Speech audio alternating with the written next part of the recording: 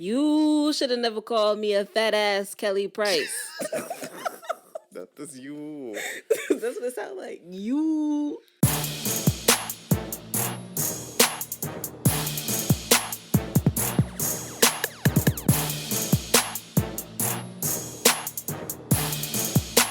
You should have never called me a fat ass Kelly Price. Hello. Welcome to Fat People with Opinions. Oh, we're actually starting. I was like, bitch, I don't know what this is. I'm Taylor. And I'm Isaiah. And we're still fat. And we have an opinion. Apparently. Allegedly. Still. How are you doing, friend? Girl. Life is wild. It really is. Like, everything is wild. Everything is falling apart. My mother called me and yelled at me yesterday. My car decided that it was going to have a flat tire this morning. And I put air, okay, it wasn't flat, but it was really low. I put air in it this morning, and then I was leaving work, and again, it needs more air. So obviously there's a hole. Me and my boyfriend have been fighting all week. My week has been fine. Everything is terrible. Your life is in complete shambles. Everything is falling apart at the seams. You should cry. Oh, I did that a few times. I am a crier. Girl, I am sorry that you're going through all this, friend. But we're going to have a good time. Correct. This weekend, we're going to be drunk. Mm-hmm. We should market this as a Fat People with Opinions trip. I was thinking that's what I did on Instagram, kind of. Really? Fat People with Opinions is going on a trip. We're going on a trip in our favorite rocket ship. Zooming through the skies, bitch. Little Einsteins. Do you understand what I'm saying? We're flying, bitch. We're mobile. We're global, bitch. We're getting on. We're out here, bitch, doing things. We're mobile. We're global. We're going to have us a cute little time. I'm really excited. I am excited as well. I think it's going to be super fun. I'm excited to look at niggas. I like looking at niggas. Mm-hmm. And being cute in the corner and people watching and drinking and being cute are my favorite things in the world. Mm-hmm. I'm also excited. I got a new camera for Christmas, so I'm excited to take it out and do some video and photography shit. Ooh, come on. She's such a creative. Meanwhile, I'm a hoe. Because I'm just I just want to do hoe shit. I just want to look at niggas and talk to them. That's all I want to do. Bitch, when I tell you, I have had it, okay? That is the motto of my life this week. I am done. I have had it. I honestly feel like we should have a segment on the show now that's titled something to the effect of Tales from the Hood, Tales from the Crypt, Tales from the Crypt, from Hell. From Hell, yes. Tales from Hell. Tales from Hell, Tales from Beelzebub's. We have to relate it to food, cavern. though, because all of our other segments are fatness. All of our other segments are related to fatness. We have to relate the title to fatness. Tales from the belly. From the belly of the beast. Tales from the belly of the beast. I think I like that. Tales from the abyss. We're working on the name because this is where we just rant about shit that's bothering us. Or, mine is specifically related to my job because I feel I read about that every week. But do you ever have those days where you really feel like you were worked? Yes. They really got you for your little money today. They really got you. Capitalism beat your ass. Mm-hmm. Oh, I've been feeling that a lot in these last couple of weeks. Oh my God. Today, what is going on? Everyone is getting on my nerves. I'm getting into fights with people over $25, $10. This is so crazy because that's what my fight with my mother was over. $25. I will pack up my things right now because I'm getting upset all over again. $25. And I'm just like, of all the things to fight about in the world. $25. It must be the time. It must be the fact that it's winter. Winter is coming, and niggas don't know how to act. Because I was on the phone for a whole hour and a half with this lady about a $25 bill, and it's you should really just bitch. I'll pay for it. I'll swipe my card because you're getting on my nerves. And then I got into a whole intellectual argument with this couple over the phone because she decides that I can't stand. Okay. I'm the kind of person that when I do something wrong, I can admit when I'm wrong. Mm-hmm. I think. But when I know that I'm right, you cannot tell me that I'm Mm-hmm. not. I feel that. 1,000%. So I'm on the phone. I'm going to try to make this brief, but I get a escalation because this lady was like, "I sent in this money and it didn't post to my account, but it was debited from my account. You bitches debited it." So, well, she wasn't doing all that, but you bitches debited it. So why? And it's not being credited to my account. So protocol is you have to send a proof of payment. People get really mad when you tell them that. Send a proof of payment, bitch. I want to see the receipts. You said that you paid it. If you paid it, I want to. Inquiring minds want to know. So she sent it in, and you can see like the facts where they sent it in, and you can see like the scanned copy of the facts. Actually, see what they sent in. So they sent in. In that case, she paid with the check. She had to send in the front and back copy of the check. She sent in the check. And what happened was she paid $20 and she put two account numbers on the check. The first account number belonged to somebody else. This is her relative, belonged to somebody else. That person had $20 on that account that was left outstanding. So the $20 she paid posted to that account. And she still had $10 that was owed, but what ended up happening is the account just ended up going to collections. She's pissed. Meanwhile, we don't report to the credit bureau, so her panties are all up in a bunch for no reason. She's like, "My name is in collections. They're gonna come for my credit. I can't get a home." You can't get a home. And this is really why I need to not work here because it's making me a horrible jaded person. Because but I'm like over this $10, ma'am, you feel like you can't get a home. $10, madam. We don't report to the credit bureaus, and then. I explained to her, I'm like, "Well, I'm looking here at the copy of your check, and you sent over on the check, you noted that you wanted this to post to this account. When they're processing this payment, it's not like a live person is processing the payment. You know technology how it is nowadays.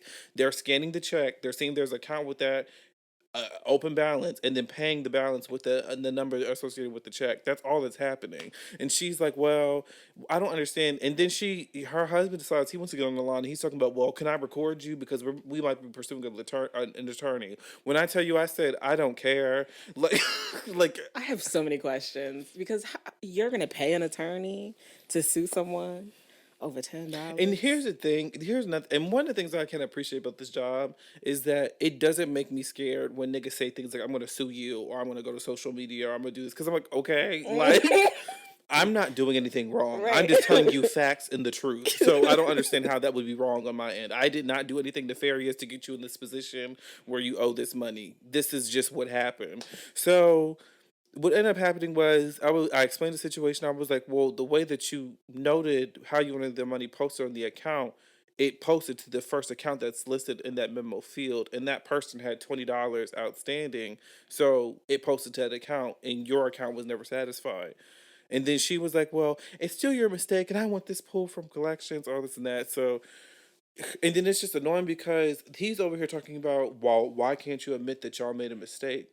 And I'm sitting here like, it's not nobody's at fault in this situation. It's not that somebody made a mistake. It's just that how the transaction occurred based off of how you noted this check. So, If anybody made a mistake, it was you. but I can't say that, and I don't like how in the name of professionalism, I have to do all this emotional labor to like placate these people and pacify them and make them feel good about themselves. And bitch, no, the issue is not me, it's you. It's clear. Cause it's like, why didn't you just send in two separate checks? Right. Like I was just so upset and I was like, you ever feel yourself getting activated in your body? Like your temperature is rising, you're getting mad because she was just like crying. She was cussing on the phone talking about this is fucking out of control. And then he's over here making it seem like I don't know what I'm talking about. And I'm like,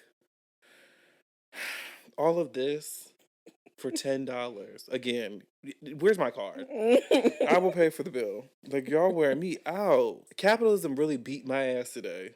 And I'm doing all this for this white man who does not care about me. At all. I decided that I'm moving away from this hellhole in December or by December.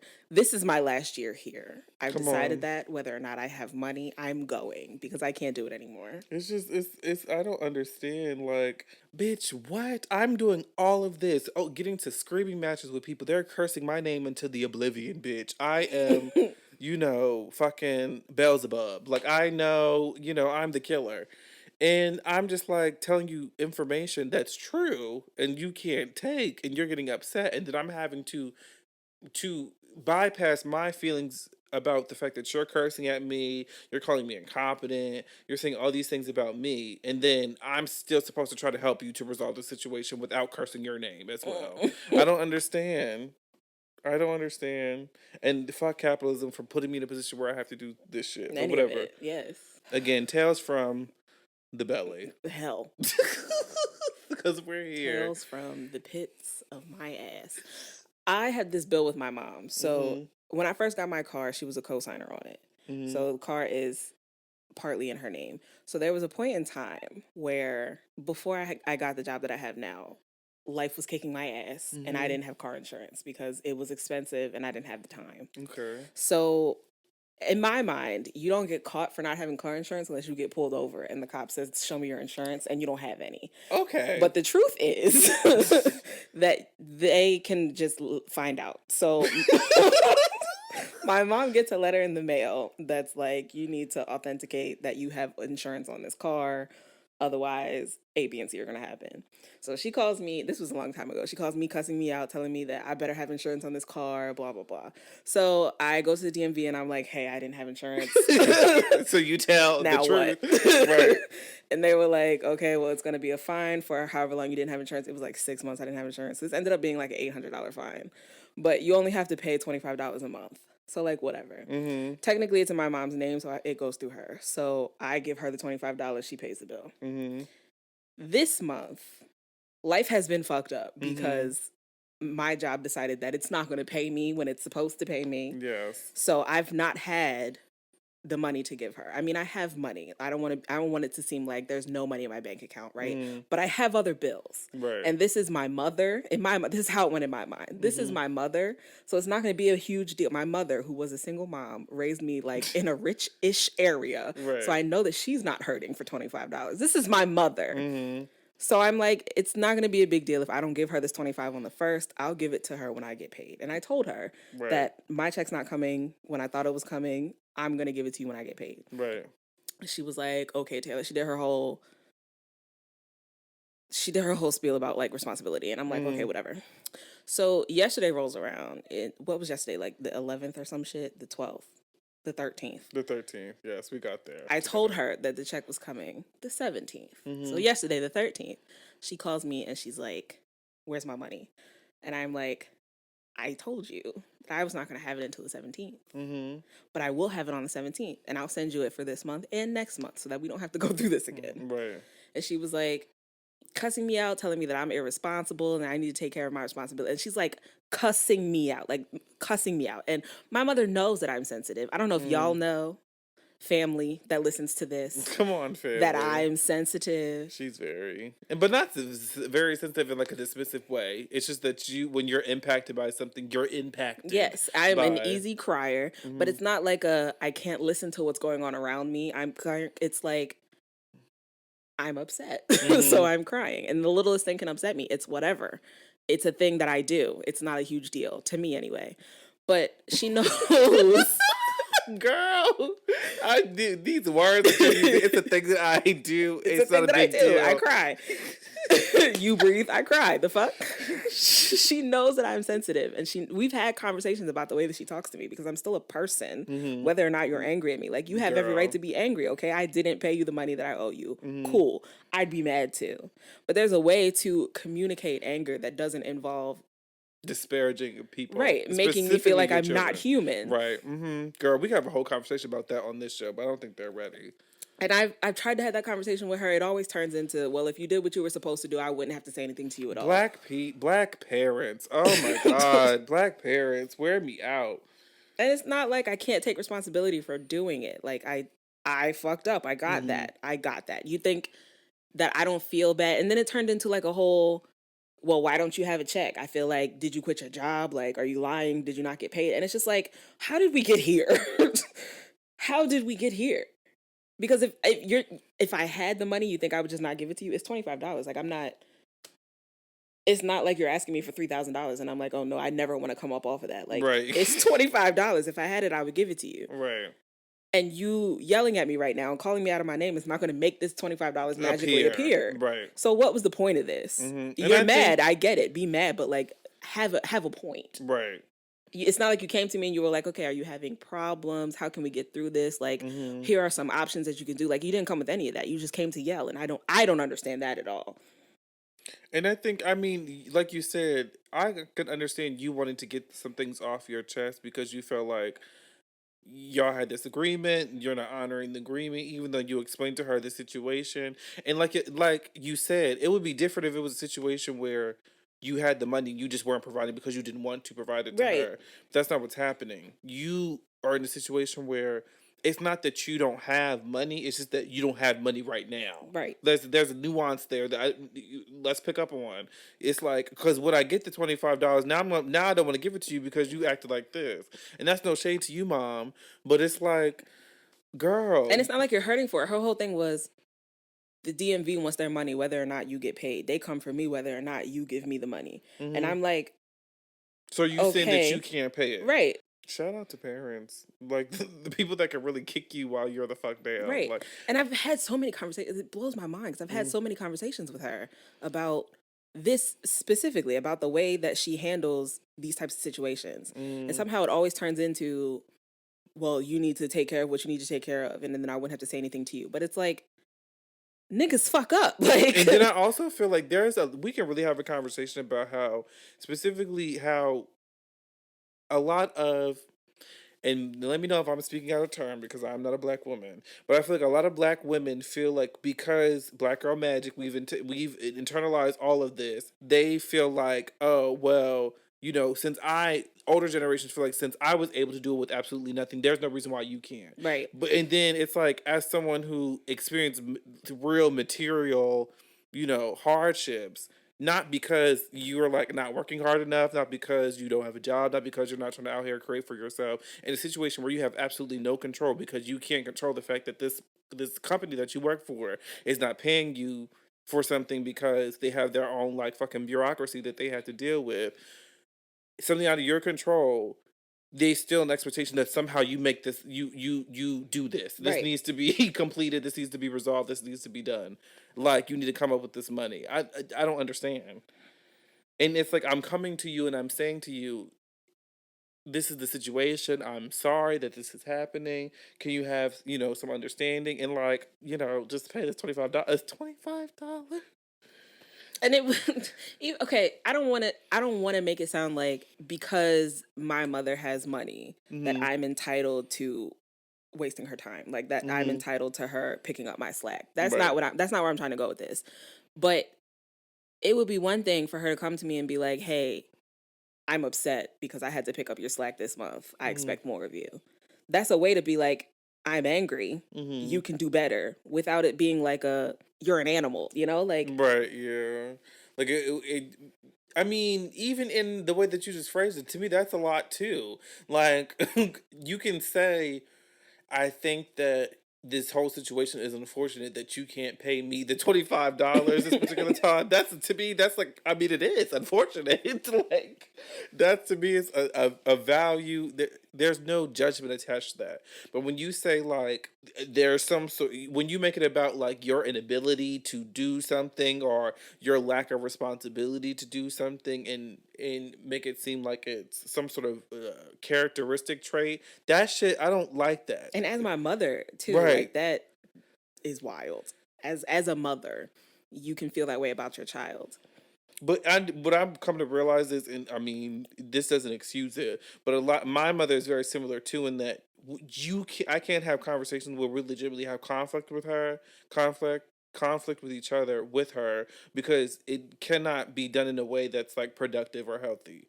And even me talking to her as an adult and saying like, it makes me feel this way when you say this thing to me, does not translate to her, because a lot of, I feel like, black parents have this whole idea of like, we're never going to be in a situation where we're having a equal conversation. Yeah, even we're as never going to be on an equal playing field. Because we're never going to be equals. Because what is an equal? I'm your mother, you're my child, so we're not equal. So I'm telling you how it's going to be, and I'm going to say whatever I want to say that can be completely wild, reckless, and crazy kids. And I'm sitting over here it's supposed to be made to feel like that's okay, and then just put my feelings to the back burner. Girl, I've given, and especially because it's like, I'm your son, Right. you're my mother, Right. like, do you understand that? Like, we belong to each other. and also, you do realize that I have some of your same characteristics. So in the same way that you feel like it's okay for you to say these things to me, I'm the same son in the case of me, who has a very similar personality to you, strong. So Correct. when you say something that I think is out of turn or incorrect, I'm going to say something to you, because now you can. What you gonna do? Get the belt? I mean, my mother might actually still get a belt, but like, Girl, I wish my mother would.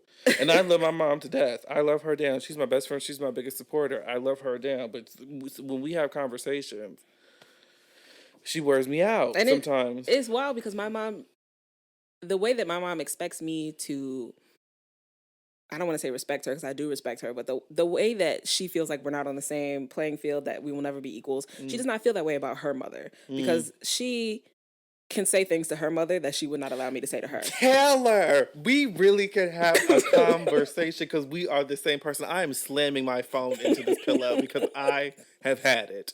Like, we can really have a conversation because my mom, I feel like, what do they call it?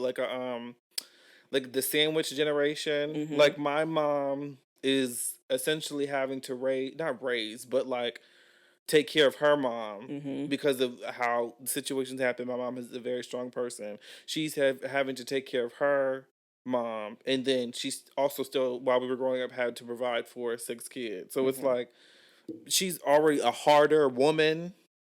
To the outside, it would seem like she's a harder woman. I mean, she's a sweet person to me sometimes, most of the time. But like, mom, don't ever listen to this. Most of the time. But like, being put in that position, I guess, of having to be not only the caretaker to her 6 children, but also the caretaker to her parent, I feel like has, like I said, made her a little bit tough and hard. As I got older, I have had to tell her, like, girl, you don't have to be this hard all the time. Like, I would love to have that conversation with my mother. My mother would not listen. I don't feel like she would listen to me say those things.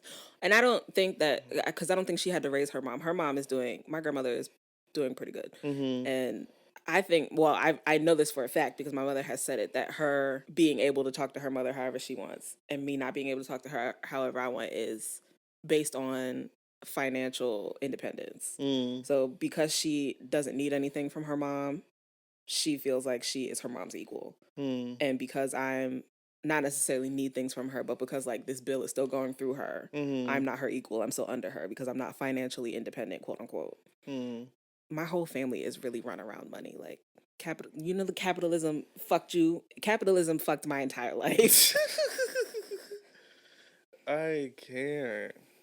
Yeah, and I think my mom, she feels like because she had to be the caretaker for my grandmother, that because they kind of had this relationship where they've been together all this time, they have a different relationship in that they have like little jokes and banter. Sometimes they be throwing shade at each other. I'm like, okay, that cut a little bit too deep. Like, where are y'all boundaries? And then she'll get upset because to her, she may feel like I'm overstepping a boundary as her child. But I'm sitting here like, for me, like, my mom, she don't like it when I cuss around her. Meanwhile, if we talk, she's the captain of the cuss committee, president and chair. My mother swears she doesn't cuss, but she cusses. My mother will drop an F-bomb. My mother as I well. will repeat what she says, and then she'll be like, "Don't you cussing?" Yes, Girl. yeah, I am. And I was like, "You do realize that I'm your child again, and that you are perpetually cussing, girl." My mother will cuss. My mother will say the F word. I will say something around her, not to her, but like in her earshot. Yeah, I've never cussed at my mom. That has not even the F word, but like a lesser value cuss word in it. And she's like, "Hello, I'm not your friend. I'm your mother." And I'm, okay, where do you think I got it from? How do you think I learned to say these things? And I would be like, so we're just stating, are we all just stating our familiar roles in the home? We're just sitting here stating facts. Okay, I'm your son. And what I said still remains.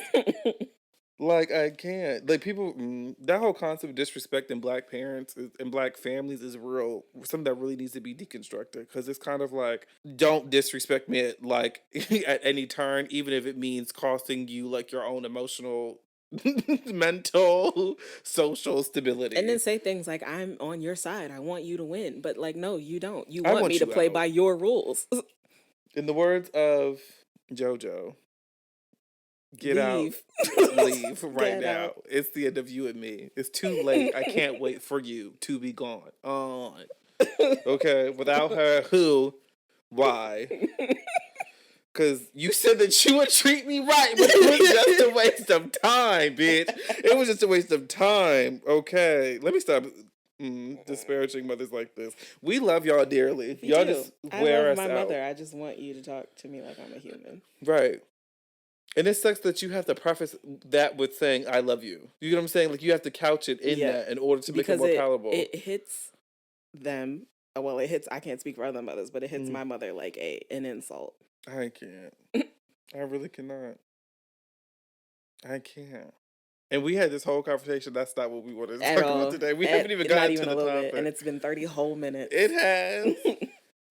So we're gonna parlay that conversation. Hopefully, there's something that you can extrapolate from that conversation that will help you in your life, and hopefully, you can help us in ours because they're in shambles. They're tearing at the seams. The Bitch. seams. I also decided that I need to be less emotional around people. She says that she just told everyone she's a crier. So I don't know. I think maybe my period's coming, or there was a full moon last week, and I'm a witch. I think so. Every time there's a full moon, I go batshit crazy.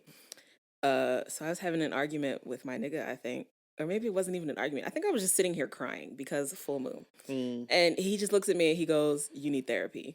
And while that's not incorrect, because everybody I feel like could benefit from therapy, that shit hurt.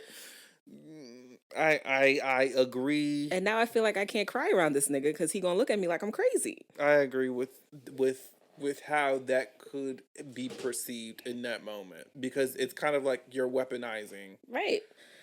My life has been fine. And I'm over here laughing. I'm really a horrible person, girl. I'm not laughing at you. I'm just like, I mean, my life has been in shambles too. Also, back to going back to the belly of the beast, bitch. Tales from the belly of the beast. So I put in for time off for Thursday, Oh right? yeah, you told me this. Yeah. So I can have a half a day because I have all these things I need to do before we leave. I have to get my eyebrows done. I have to go to the barber. Don't ask me why I need to go to the barber because I don't have hair, bitch. I've heard that a million times. I need I to get assume this. it's for your beard. Yes, I think this beard lined up, bitch. I also have to do all this other stuff. I have to do laundry because I'm a procrastinator. Yeah, I haven't done laundry either. I did make a list of things I'm gonna pack though. You did? I just hit the thing with my glasses. It's okay. I peeped and I was just gonna let you cook. Summer on low heat. Yeah, I have to do all this stuff before we leave, and there I put in the time. And granted, I did put the time in the same week that I'm going to be taking the time off, but I didn't have this thought until literally the Monday. So as soon as I got in, that's what I did. And come to tell me, they rejected my time.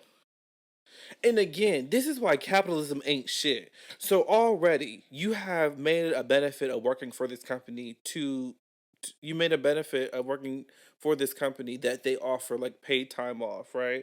But it's on an approval basis. So it's like you can't just access the time when you need it and when you want it. You have to Yeah. go and get approval from someone, really, which really is just a power move. Because at the end of the day, the business need is not Isaiah's need. So I don't give a fuck what y'all business need, bitch. Because guess what? At the end of the day, you're still gonna get your money for that day, even if I'm not the fuck there. Right. So and I asked my manager, and I was like, "What's the explanation for this? Why is it that my time was rejected?" And she was like, "Well, they have a training for a new client. Well, more people are getting a client that we have, so they have to be trained. So they need you to support the floor." And I'm like, "So let's break this down, team. I'm really about to give y'all tea. I work 12 to 9. That's the shift that I work, right? Trainings are usually from 8 to 5. The way I put this time in was I was gonna work 12 to 4. I usually have my lunch at 4, from 4 to 5. I never take my lunch on time. I take it like 4:10, 4:15. I was gonna not take my lunch and just leave at 4. So let's think about this. The training is from 8 to 5. and I work 12 to 4 on this day, are they really going to be lacking support? For that hour. No. Like, are they really going to be lacking the support that they claim that they're going to be lacking? No. And I'm sitting here like, y'all need to give me a better explanation because Right. it's not making sense. At all. Like, but luckily my manager was like, well, would you be okay with leaving at 6? And she's going to try to advocate for me so she can like go to the operations person and say like, okay, well, he will work until 6 and not take a lunch. And then he can leave at 6. And I'm just like, I don't understand how that's a big difference from 4.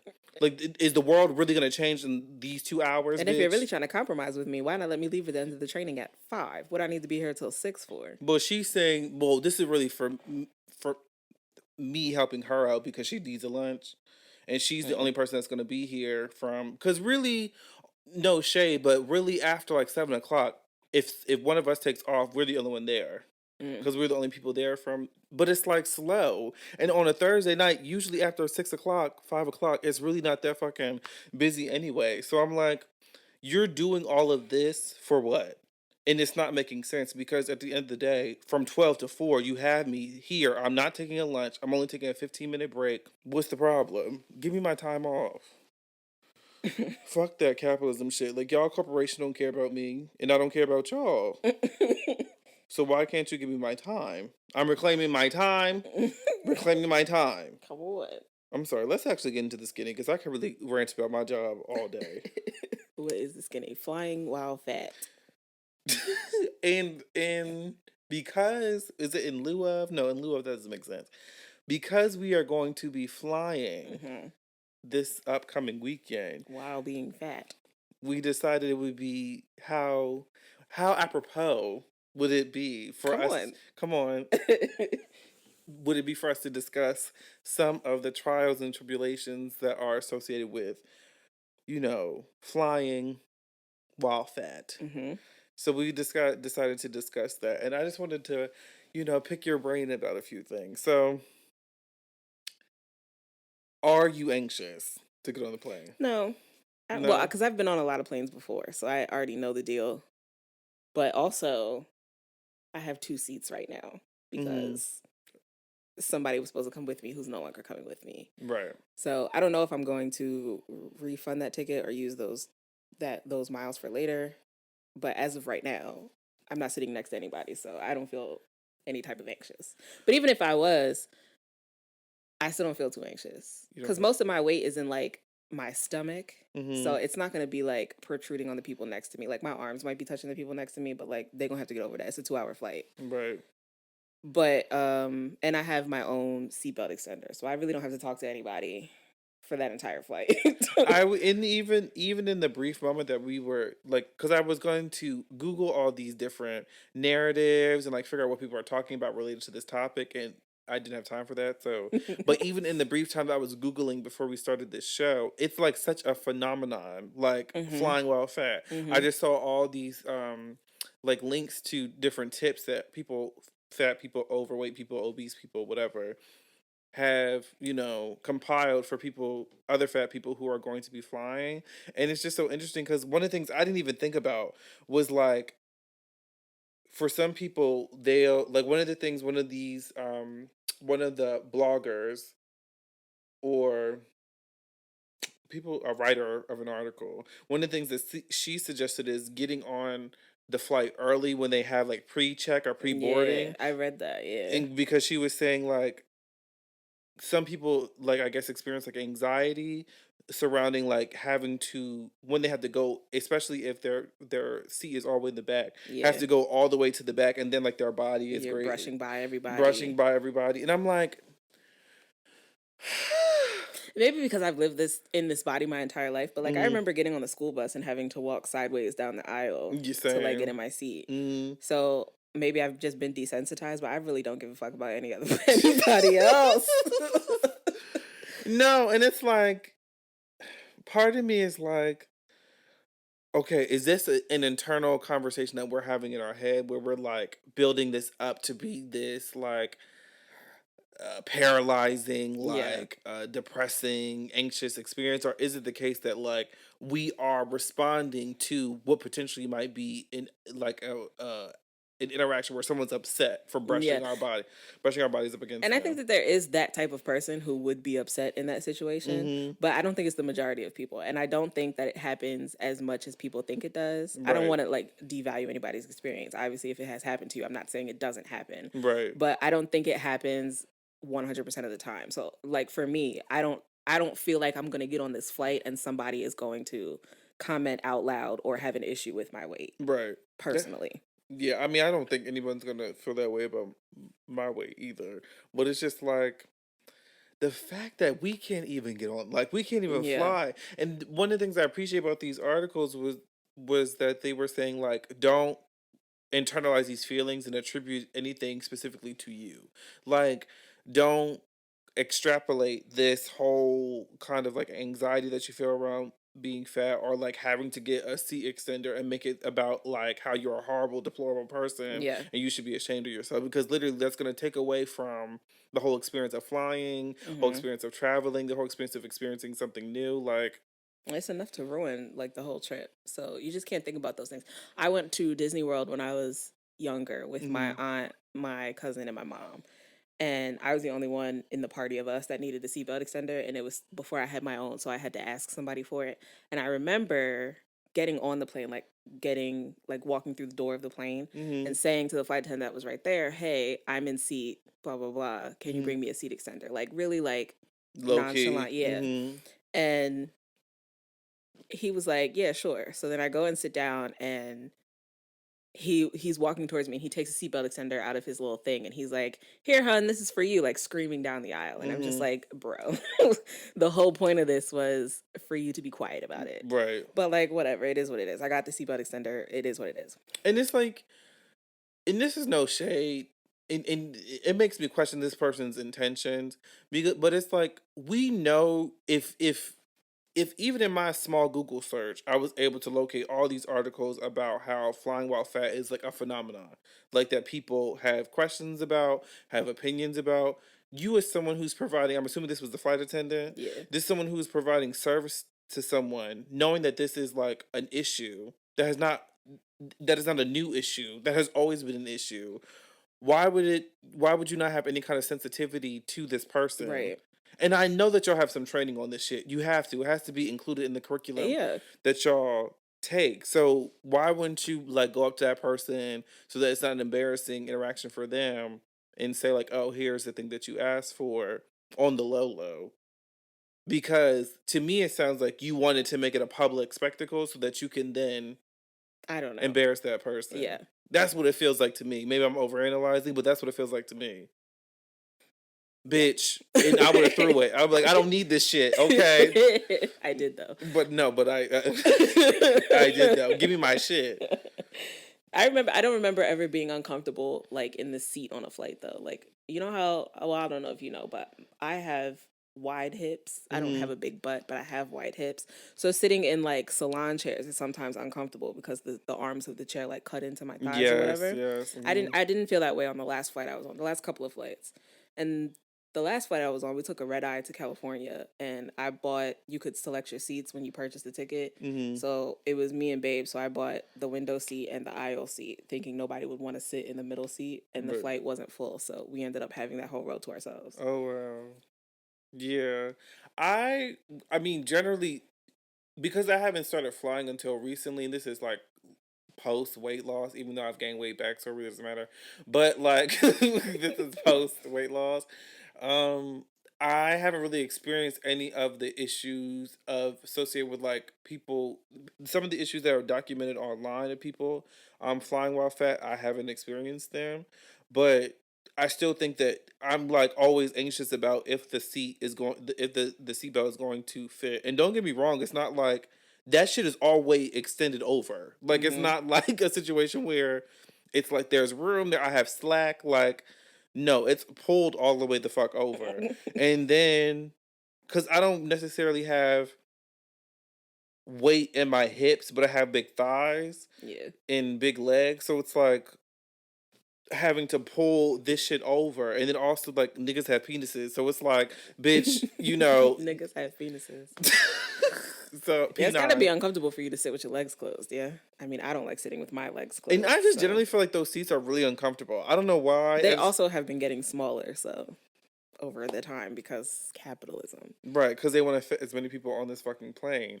But like, I, I haven't experienced like the anxiety of like brushing up on other people. I don't really think about shit like that. But I do think about like, in the cases of like a longer flight, like if I'm uncomfortable in the seat, and I guess I would be considered what's called like a smaller fat or whatever. Mm-hmm. If you would consider me that, again, 6'1", 294 pounds.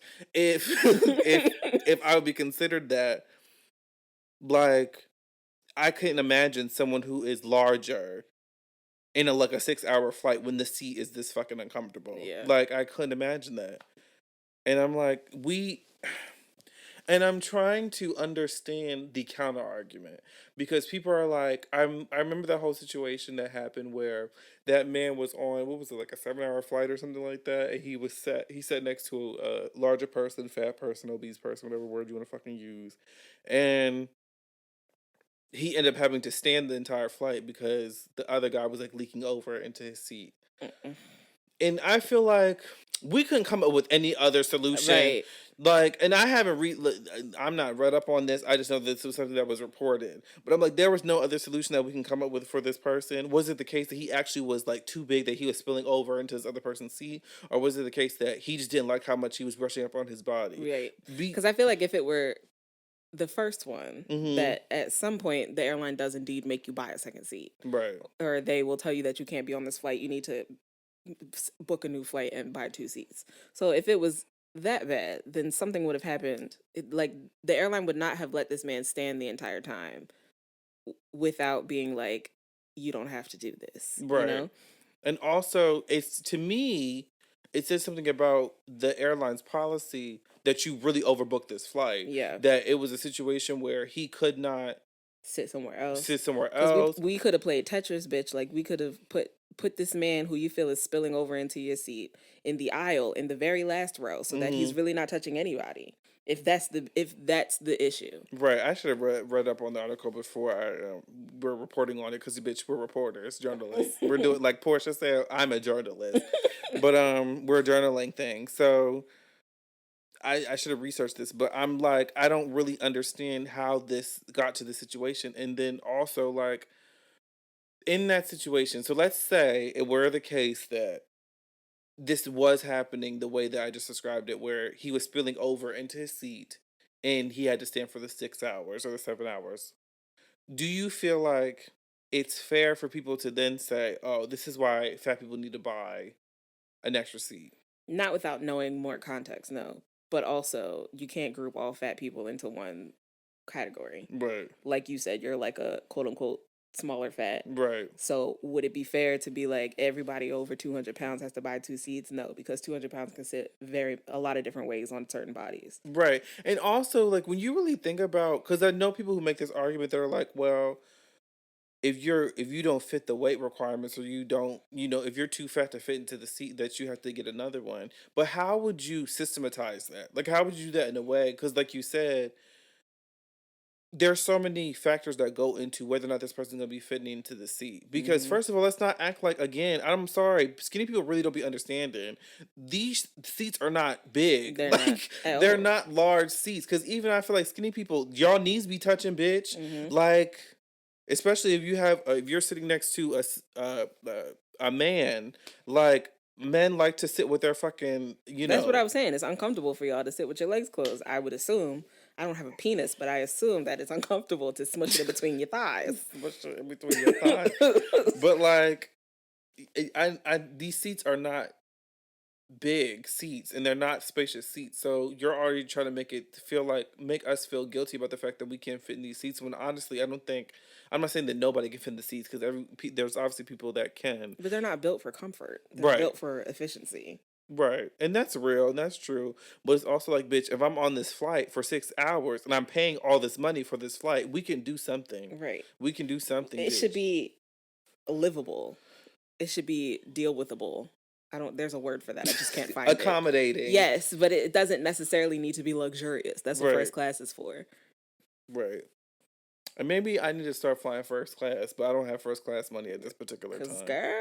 Girl. I tried to upgrade to first class with this canceled ticket that I don't need anymore. Mm-hmm. And they was like, okay, we're going to take this ticket. And then you also owe us $600. And I was like, oh, no, thank you. I'm okay. Not what's $600 to fucking upgrade For your a seat. 2-hour flight.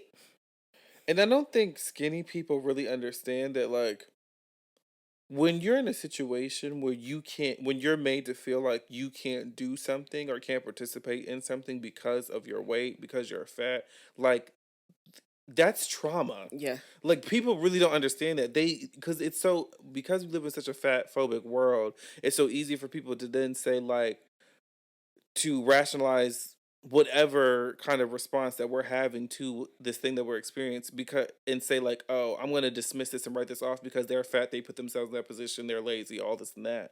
But it's like, I am experiencing trauma in this moment, in that I am being made to feel less than, I'm being made to feel shamed, I'm feeling anxiety, I'm feeling depressed because I'm put in a situation where I'm made a spectacle of. If you are that person who is yelled down the aisle, oh, here's your seat extender. If I can't fit in the seat and I have to get off the flight Mm-hmm. and I have to be made to buy 2 tickets, bitch, that's expensive. It's expensive. And also, this whole flight just watched me have to deplane because y'all feel like I'm too big. Yeah.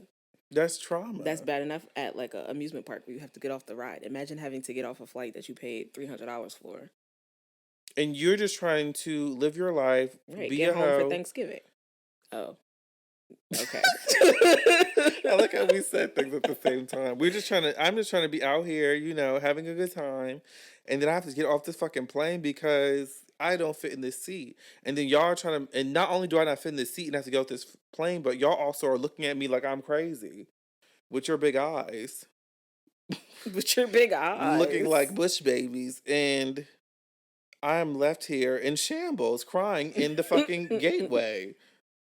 Going back to your point about, or what the article said about trying to get on the plane early. Mm-hmm.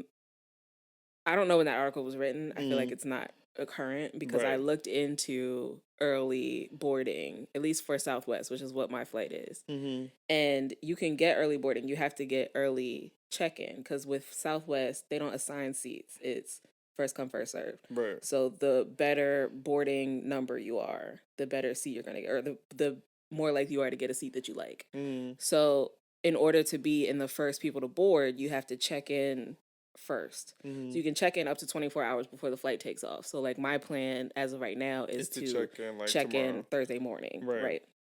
So you can get early check-in to try and get in the like very first boarding, but that costs extra. So it's like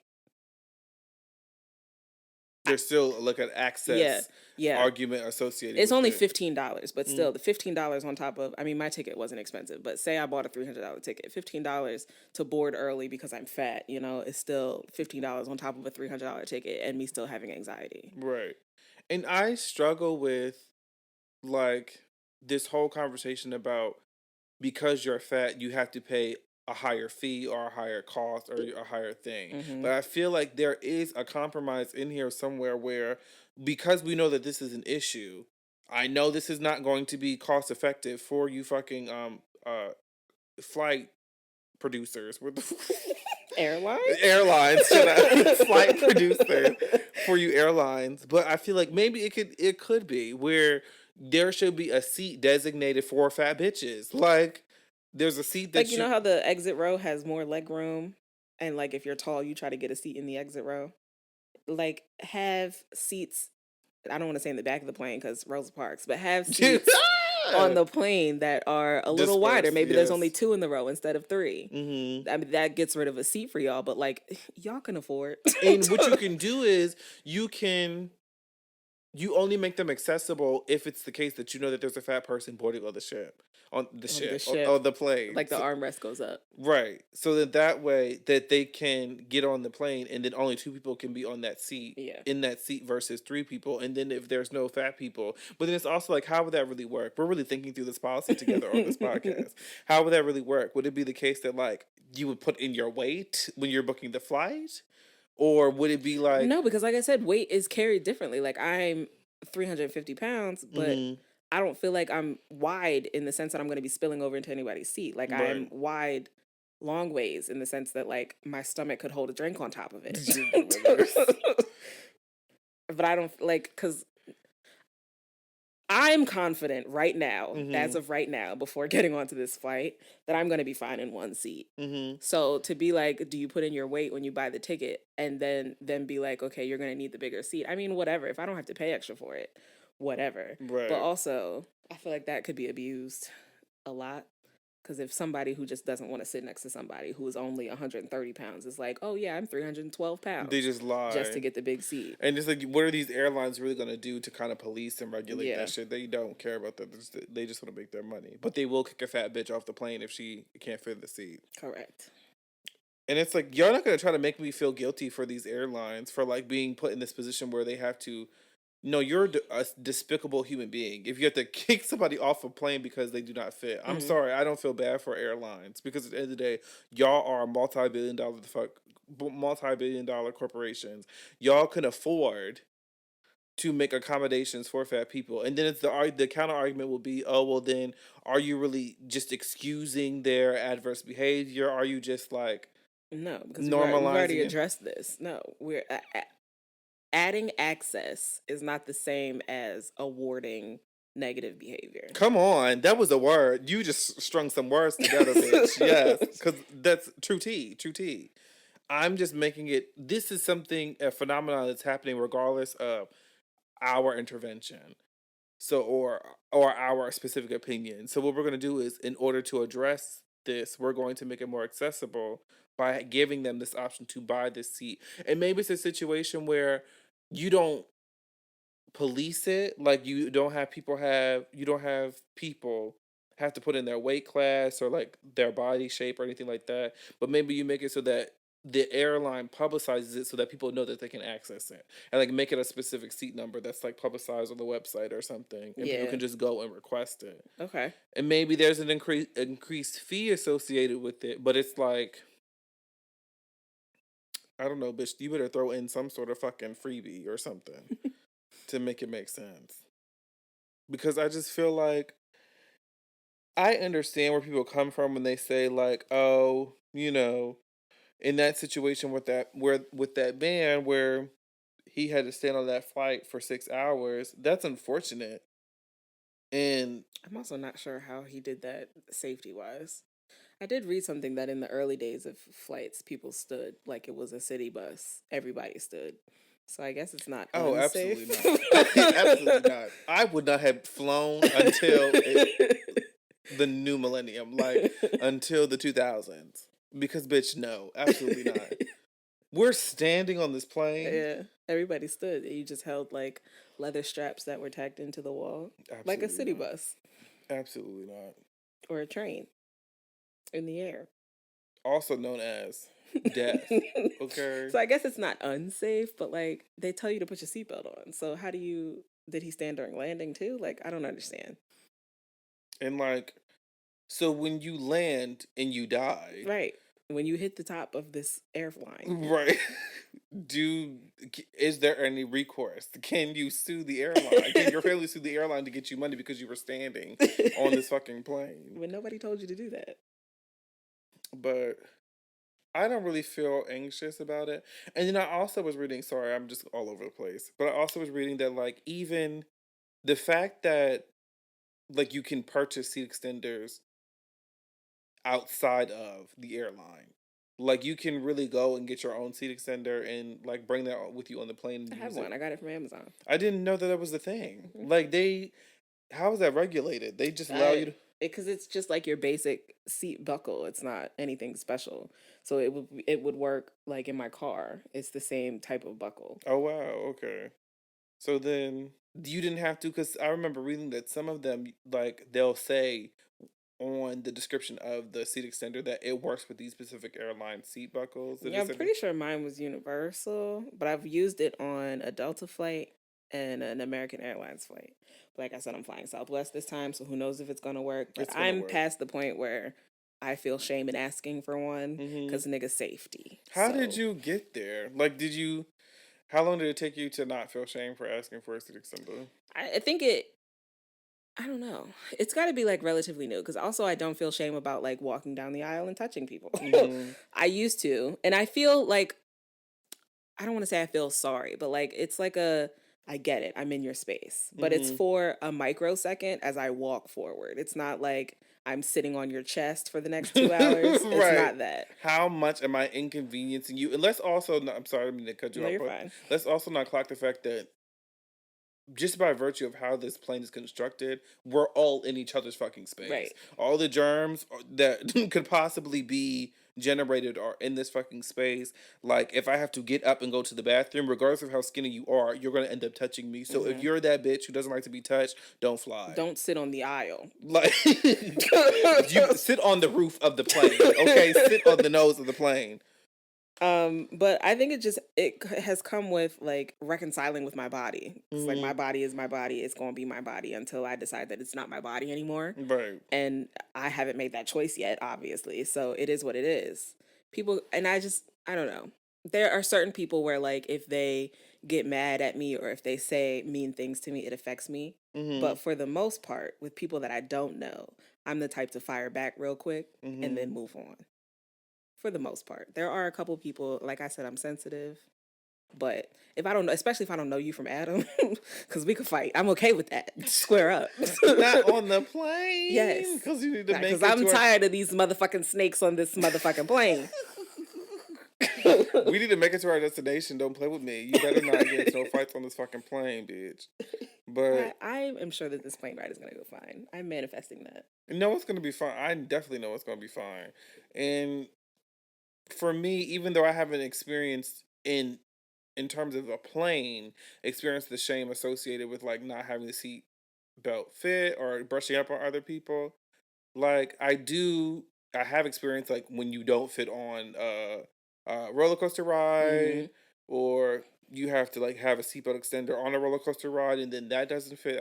Have experienced that before, and it's like I don't even think I've ever been in a position where I have like gotten over that. Like I still think I'm at this point, even in this space of me losing weight, it's still something that I get anxious about. Yeah. Like so, the fact that people can't be empathetic to how that might possibly feel to not be able to do something that you're fat. It's like, bitch, we need to increase our levels of humanity.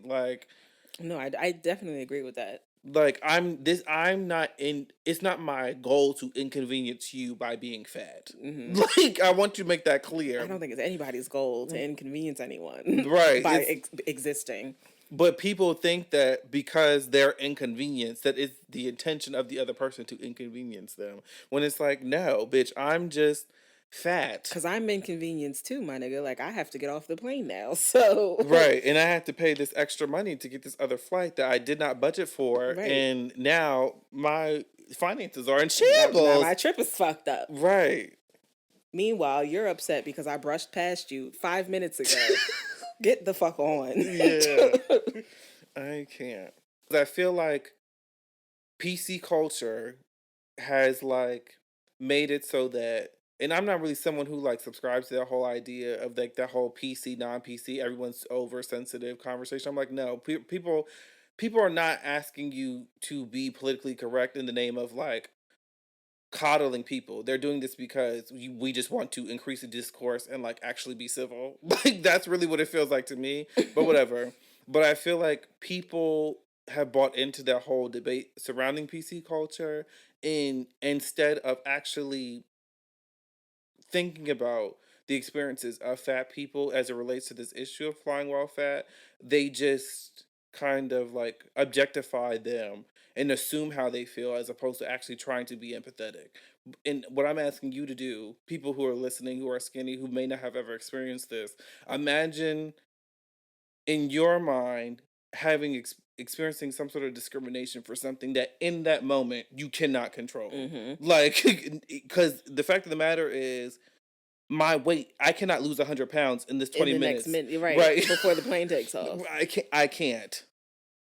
And yet I still have aspirations of flying. I still have aspirations of traveling. I still have aspirations of seeing the world and having new experiences abroad. Right. And they might not even just be aspirations. It might be a simple need. You have right. to. I have to work Right. in another state for the week, or there's a conference that I'm supposed to be at and I have to get on a plane to get there. Right. I have to live. So please be understanding of that and not immediately attribute me being fat with some sort of negative like personality characteristic or psychological characteristic, and try to be sympathetic and understanding. Obviously there's material reality in that if I literally cannot fit, this is causing a conflict, but let's try to work together to resolve this, Right. and don't immediately discount me because I don't fit your standards. I'm done. And I feel like it's asking. I don't know why I feel like I'm like trying to appeal to a constituency. I don't know why, but like, Isaiah for mayor. child, absolutely not. But I feel like we're not asking for a lot. We're literally just asking for you to have us, to give us understanding, and to give us the benefit of the doubt, and to try to work with us in terms of this issue. Because I think that people immediately just want to discount people for being fat and saying that it's really just your fault. You should be ashamed of yourself that you're in this situation in outside in public living, when it's like, regardless of me being fat, I'm still here. In the words of Beyonce. no, well, yes, and fucking Tisha Maya Campbell. Angelou. Oh, that's Still I Rise. I'm Tisha still Campbell. here. I'm fucking dead. Do you have anything else to add? Is there anything that we missed? Did we miss anything? For flying while fat. Oh, the one thing I do make sure that I do when I fly is to bathe extra well, because you're in close quarters with a lot of people for a long time. Mm-hmm. Not necessarily this flight is only 2 hours, but like, not that I don't bathe regularly, but I always make sure to bathe right before going to the airport because I want to smell my best. I don't want there to be any thinking that it's me. Right.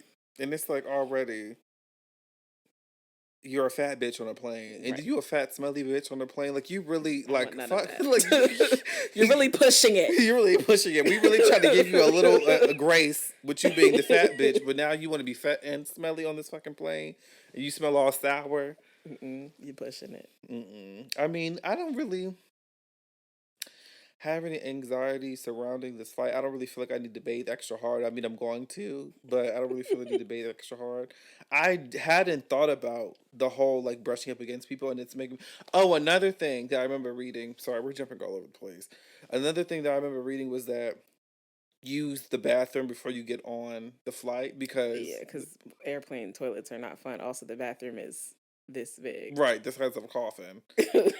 And I'm like, people really don't understand like the level of thought that fat people experience to Just do to very live. simple things, right? Very simple things. Not only do we have to think about, because it's like, you also have to think about the clothes that you wear, because you don't want to wear something too bulky if you are one of those people who are like on the precipice of needing a seatbelt extender, because You it's also like, want to be comfortable. And then you also have to think about how early before the flight you're going to get to the airport, because in some places you don't necessarily have to be there 2 hours early.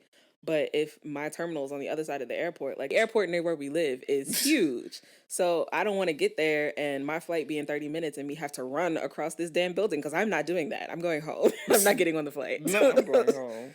And then also, remember we talked about the experience with Topher D, where it's like, we don't experience a kind of immobilizing or any kind of fat that inhibits our abilities. But if you are a person who like is in a wheelchair or struggles with like mobility issues, like that's also something that you have to take in consideration when you're getting on a plane. And it's like, are your fellow passengers going to be conscientious of that and accommodating of that? Or your fucking the flight staff, are they going to be accommodating for that? Do they have the infrastructure to be accommodating for that? These are all concerns that you have as a person who's going through that. So it's like, don't people automatically just assume that fat people are just throwing their weight the fuck around and trying to make it inconvenience other people. And it's like, no, bitch, I have all this other shit that I'm going through in my head internally, as well as I have to pack this, like I have to make sure I have the money for this, I have to do all this stuff, I have to make sure that the time is approved before I get on this fucking flight, bitch. To make sure that I have my ID, possibly my passport. I have to wake up early enough to get on my flight on time. Sometimes you gotta worry about parking at the airport. Finding a ride, but also, bitch, I'm fat. Am I going to fit in this seat? My seatbelt extender, is it going to fit in the seatbelt extender? Did I remember my seatbelt extender? Because I don't even know if I packed it now. I have to go through security, bitch. Like all the trials and tribulations that you, as a thin person, skinny person, normal weight. I don't know if that's a sensitive word to use, but whatever. Normal weight person, conventional weight person, whatever experience. Imagine that times 10 because I'm fat. Like, I went through security one time and they made me dump out my backpack, and it was full of snacks, like full of snacks. Because I didn't think they were gonna make me dump it out, but it was just like, I don't want to say embarrassing. It was just like kind of funny because it was full of snacks. Like the fat bitch has snacks, but also like, yes, I do, and that's on brand. And it was like a 12-hour flight. I was like, I need snacks. Okay, because guess what? I'm not paying $8,755 for a pack of nuts on this fucking for no flight. Unsalted nuts. I'm not doing it. Okay, No, and I'm ma'am. not paying, $35 for a shot of fucking Patron when I got this flight. We can get a bottle. Correct. Are you drinking? Are you gonna drink before the flight? Are you gonna do anything before the flight? I'm not gonna drink on the flight. No, I'm probably gonna work on the flight. I mean, like edit a video, because I plan to be vlogging. So I plan to edit the vlog up to that point while I'm on the flight. Oh my god, you're such a another episode in Taylor's a Bad Bitch when Isaiah is just along for the ride. Like, I can't. Who fucking works on planes? What else is there to do? I could read a book. But I'd just be focusing on like not dying. You're not. I mean, you're not gonna die. You're not gonna die. Like that's literally what And you focusing on not dying, it's not gonna help you not die because you're not flying this plane. I'd literally just be sitting there in my seat like, I would okay, say, this is another minute of me not dying. Okay, we can praise Jesus. This is another minute of me. A Xanax. That's what you need. You need to sleep the flight. And I be trying to do that, but it is not successful. And the one time that when I got on the flight, they were playing The Help, bitch, and I was really tuned in. Like, I was like... Yeah, you need a movie or you need, like, headphones and some good music. I usually listen to a podcast while I'm on the flight. Yeah, and it's a 2-hour flight, so that's 2 episodes of a podcast. That's easy. I'm going to download 87, just in case. Is your flight nonstop, or do you have a layover? It's nonstop, yeah. It's only like an hour. When I went to Atlanta last time... Are we supposed to say where we're going? Whatever. When I went to Atlanta last time... saying where we're going is fine, just not where we're coming from. When I went to Atlanta last time, the flight landed early. So, and it's crazy to think about travel in terms of like time, like the time-space continuum, bitch. Like you're literally, you spent 2 hours and you're literally in a completely different place. Yeah. When we went to California, it was a red eye, like I said. So we left at like 11:30, and because of the time change, PM, and because of the time change, we got there and it was like 11:30. It blew my mind because it's a 3-hour flight and it's a 3-hour time difference. So it was like no time had passed. We teleported. But also, why didn't we just teleport there, bitch? Why didn't nobody has a portal in their fucking bag, bitch? I don't understand. We need to get them fucking things that they had in Halloween Town, bitch, where you can jump into the different with the little scary heads that are phones. Those were so cute. Like I really low key want that as my phone. Ew. That shit was really talking. I wanted the pink one. That was so cute. I actually really want that. People be like, that would be cute as a purse. As a purse, yes, I could see. I don't want to put it to my face. I don't want that. That would be so cute as a purse. Brands, don't steal my idea, bitch. Brands. Well, that was the skinny segment. Thank you for tuning in. What do we have to do now? Weekly consumption. Okay. You have one? I do. Actually, no, I do. So I have a new... People are probably like, what the fuck is this problem? Because I like... Is this an anime? No. Like, none of my interests are at all, like, consistent. They're not. You wear a lot of hats. I am, like, a nerd, but I'm also, like, gay, so I really like hair and makeup. But, oh, I know what mine is. Okay. But I'm also, like, a political... like a consumer of like current events and political discourse, that kind of stuff. But I found a new hair channel. Ooh. that I'm really excited about. There's this lady, her YouTube name is Cassandra Olivia, and apparently she operates out of where we live, which I did not know. Hmm. And she's really popular too. Like one of her videos, she did a color. I'm gonna send you this video. This is the video we're gonna include in the link for the episode. One of her videos has like a lot of her videos have like over 100,000 K views, if not like more than 250,000. And her name is Cassandra Olivia on YouTube. And I really like her approach to doing hair. First of all, hair videos to me, specifically when they're just like straightening hair, washing hair, It's art. And it's very soothing. and it's very like super relaxing Yeah. and satisfying. And then I just like how, like specifically in this video, she did a video called how to go from hot pink to neon green. And it's like I was reading the comments for this video, and essentially people were like, "Why didn't you tell her that her hair was horrible and that it was falling apart?" Because her hair was not in a healthy state. But it was like I appreciated the fact that she said she was going to color her hair regardless. So why not me, as someone who is a licensed cosmetologist, help her do this in the Right. healthiest way possible, Yeah. as opposed to like letting her do this on her own and potentially really fucking up her hair. And I was like, I just appreciate that because she is honest and she's real and she's not just about like satisfying the naysayers. Like I appreciated that because I just think that's such an honest approach. Because at the end of the day, if you want to do something with your hair, not everybody cares about like having the healthiest hair. Right. People just want to achieve an aesthetic. The look that they're going for. Right. So don't. So you judging and saying that like her hair is in shambles, her hair is unhealthy. Like although that may be true, it's like what purpose does that serve if this is still with the color that she wanted. So I just appreciated that, and the color came out really really cute too, and the cut was cute too. I mean, her hair was looking crazy previously, Mm.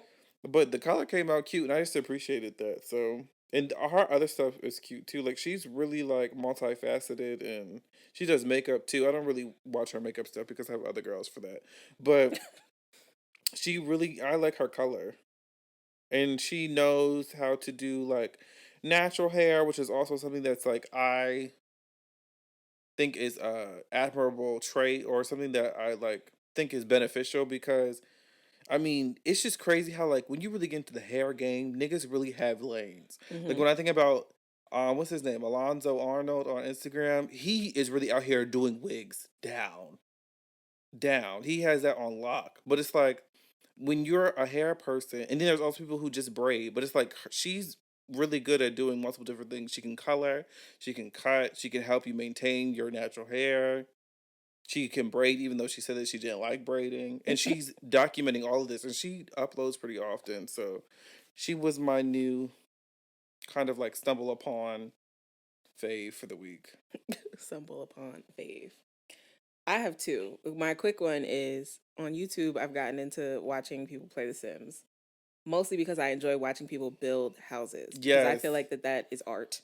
And I got into one girl. Her name is Deligracy. She did this challenge. It's called the Shell Challenge, where somebody uploaded like a really tiny house shell, like Mhm. basically just walls, to the gallery, and she downloaded it and turned it into a house. And it was like the smallest fucking thing in the world, but she Mhm. made it this functional ass tiny house, and it was just so beautiful. I'll link that video. Y'all have to watch that video because it blew my mind. I fucking love The Sims, and I love people who play The Sims, and I'm like, bitch, y'all really have studied this text because when I play The Sims, all my houses are boxes, Mm-hmm. like literally, everything is up against the wall. Like I don't know, I'm not an equipped gay in that specific way. Like An I'm not. equipped gay. You know how some gays are really into the interior design. I did not get that That's my favorite part.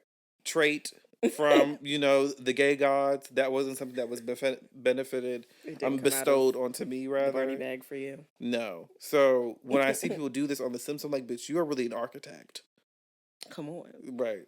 I just did one for an 8 sim. That's off topic. Anyway, my other one is Instagram. Her handle is. Hold on. You should upload a video if you like playing The Sims. That's what Babe said, that I need to start streaming. Do you know how to like do that? Yeah, it's not hard. Her Instagram is Kimberly with an H, Kihm Burley. Mm-hmm. And she does self photography. So she's a person behind of and in front of the camera. And she builds her own sets. So it's like DIY meets photography, which is right up my alley. Yeah, that's This is very me much and an you. Instagram page. Mm-hmm. And I think I've literally gone through and liked every picture on her Instagram page because they're fucking amazing. They're amazing. Y'all have to go look at them. I'm gonna link her too. How does one direct, shoot? Oh my god. Oh my god. Give me the phone. And if you swipe through, she shows you like how she constructed things. So I have the same camera that she has now, so I'm excited to start experimenting with shit. Apparently you can link it with Bluetooth to your phone, so you can point and click from your phone. Bitch, what? It's mind-blowing, right? I was so inspired. I'm ready. Meanwhile, she has this little doily ass pillow with these rose petals and like this little blanket, and it like looks like a thing when you see the shot. But how much of this is done in post? I'm skeptical. Well, I mean, I'm sure she edited the colors in post, but it's Mm-hmm. the set design that is like the fact that she can design the set, it look the way it does, and then in post she can make it look like this. It's the whole package is It's what's mind blowing crazy. to me. Like she Yeah, let has me an not take it away eye. from her because it's crazy how your heart can have a mind of its own. It's crazy how I can't stand you. this bitch is directing the shoot, shooting the shot, modeling in the shoot, Building the sets. art director. Like Right. literally, if Tyra were to hire her on America's Next Top Model, you would see her in every scene. Well, And she then apparently got hired to build sets for like the Fenty Beauty fashion show. She did stuff for that. Like people have seen these photos and been like, "Oh, we need her to work for us." this is crazy. Oh my god. She And I did one really where she was in a box with a whole bunch of flowers, and this one I just saw this one. I was This one. blown away. This one. No, not even that one. Oh. That was a good one too. I was blown away. She did one in 3 mirrors, so it was like an infinity picture where you see her 100 infinity times. It was so good. 100 infinity times. I was really gonna mosey on over that, but then you just had to bring attention back to it. I'm just very mind blown. Oh my I know god. that y'all can't see any of this, people in the podcast, but I'm going to link it so that you can look at all of it. And you know what? I really need I just want you bitches to really understand how important it is that you don't internalize this whole idea of like copying other people. Like obviously cite your sources, but I feel like a lot of creative expression is inspired by other people. Is inspired by things that you consume. Cause look at this. This one, this I guess Zendaya did this, Yeah. and then she did a recreation of it. And I'm like, how you learn how to do a specific craft is through like intimidating, like not intimidating, fucking imitating, intimidating, imitating other people, and like you learn during that, doing that. So I feel like don't get caught up on that. This is me having a conversation with myself because I sometimes I'm like, oh, I want to be such a creative, I want to be so original, I want to be out here and doing, you know, a trendsetter, but it's like, bitch, you have to start someplace, and Yeah. then you start by copying people who are doing the thing that you want to do. There was literally a picture of Lizzo in a bathtub with a bunch of Skittles, and I was like, for my birthday, I'm recreating this photo. I don't care. I don't care. I don't care. It's amazing, and I'm excited. I don't know how I'm gonna get all those Skittles, but I'm gonna You make want, it work. but can we at least change the candy, bitch, not Skittles? M&Ms. Oh, absolutely not. Absolutely not. And also, I'm like, you know, UTIs, like that's a thing. Yeah, but my thought was that the whole thing can't be full of it can't be full of Skittles, right? It's got to be like packing peanuts or something, and then the top layer is Skittles. It's Skittles. It also has to be like, I don't think she was nude in that. Like she could just whip, you know, a little pussy cover. Yeah, but I don't. It was only like her, like from the top of the breast up, and then like her knee sticking out of the top. So it wasn't even like you could see anything if she were naked. So she Right. probably was covered. That's what I'm saying. She probably had like some tassels. What are they called? Pasties. Okay, boom. And then a pussy cover. It's time to end this podcast. It has been lovely. It's been a long ride. This is going to be a longer episode. If you've made it to the end, we really appreciate you. And you should go over to our Instagram page at Fat People Podcast and comment on our most recent picture. I did it. so that we know that y'all are the real ones.